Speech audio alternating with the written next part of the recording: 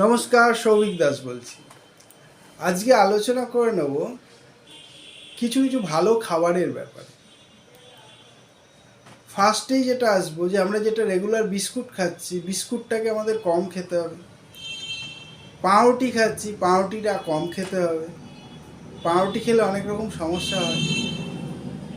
Second number, যেটা এখন শীতকাল চলছে, শীতকালে যদি বাজারে যাওয়া হয় দেখবেন একটু খুঁজে আমাদের এখানে খুব পাওয়া যায়, যেমন লেটুস পাতা, পুদিনা পাতা, এগুলোকে দিয়ে স্যালাড করে অবশ্যই খাবেন।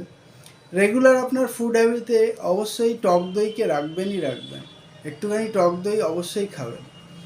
আর যেটা ভালো খাবার সেটা হচ্ছে, যেটা চট করে বানিয়েও নেওয়া যায়, যে ছোলা এবং সবুজ মুগ। দোকানে গিয়ে বলবেন সবুজ মুগ দিতে। সবুজ মুগটা যদি ভিজিয়ে রাখা হয় এবং যেটুকু খেতে পারলেন না সবুজ মুগটা, সেটাকে ভালো করে ধুয়ে ফ্রিজে রাখতে হবে, নাহলে কিন্তু খুব তাড়াতাড়ি নষ্ট হয়ে যায়। আমরা যখন বড় বড় হোটেলে যাই তখন এই সবুজ মুগ, তারপরে অঙ্কুরিত ছোলা, এইগুলো সব আসে।